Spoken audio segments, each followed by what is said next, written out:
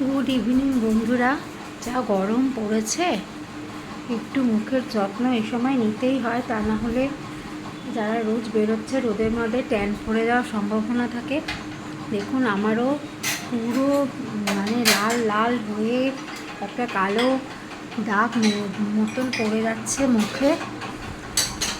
আমি এর জন্য একটু আটার সাথে হচ্ছে গিয়ে টমেটোর রস আর হচ্ছে গিয়ে কফির পাউডার আর একটু সামান্য কাঁচা দুধ একসাথে দিয়ে একটু মাখছি, মেখে মুখটা ধুয়ে নেব, বেশ আরাম লাগে।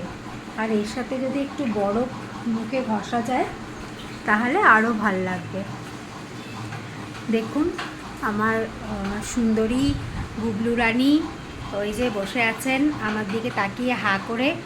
ওদের খুব কষ্ট গরমে, একটু বেরোবো, তারপরে এসে আবার অন্যান্য কাজও আছে। আপনারা কি করছেন, সারাদিনটা কেমন কাটলো অবশ্যই আমাকে জানাবেন।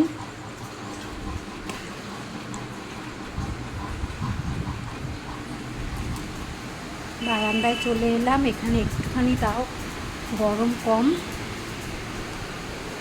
একটু চা খাবো। চা ঢালাই ছিল, এটা মুখে মেখে কিছুক্ষণ থাকবে, তারপরে চাটা খেয়ে নেওয়ার পর একটু ঘষে ঘষে মুখটা ধুয়ে একটু বরফ টরফ মাখবো, তাহলে একটু আরাম পাবো। কিছুক্ষণও খালি ইয়েতে ফ্যান ছাড়া থাকা যাচ্ছে না, এতটাই গরম। দেখি মাম সরো,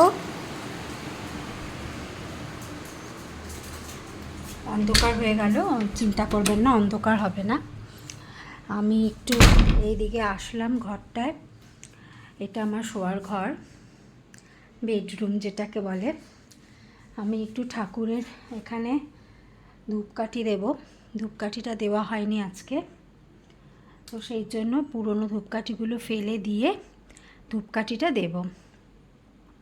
এখানে শুধু আমার ঠাকুরই নেই, দেখে নিন যারা আমাদের ছেড়ে চলে গেছে, আমার বয়োজ্যেষ্ঠরা, এই যে আমার পিসি, আমার বড় পিসি, আমার বাবা সব রয়েছেন। এদেরকে আমি ঠাকুরের মতোই প্রত্যেক দিনকে ধূপ প্রদীপ প্রসাদ সব কিছু দিয়ে থাকি। আমি একটু ধূপকাঠিটা দিয়ে নিই, আবার দেখা হচ্ছে কিছুক্ষণ পর। দেওয়া হয়ে গেল ধূপকাঠি, ফোনটা রাখতে হতো হাতের থেকে, কেউ তো ভিডিও করে দেওয়ার নেই, আমাকে নিজে করতে হবে, তাই জন্য আমি একটুখানি রেখে দিয়েছিলাম। দেখুন অবস্থা, হ্যাঙ্গারগুলো জানলাই ঝুলছে, এখানেই জামা কাপড় ঝুলে থাকে।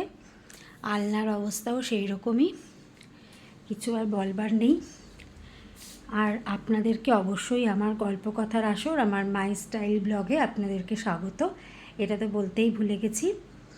যারা ফেসবুক ফলোয়ার্স আছেন আমার, তাদের উদ্দেশ্য বলছি যে আমি একটা ইউটিউবে একটা গল্পকথার আসর নাম দিয়ে একটা ব্লগ খুলেছি, আপনারা ওখানে গিয়েও দেখতে পারেন যদি ভালো লাগে।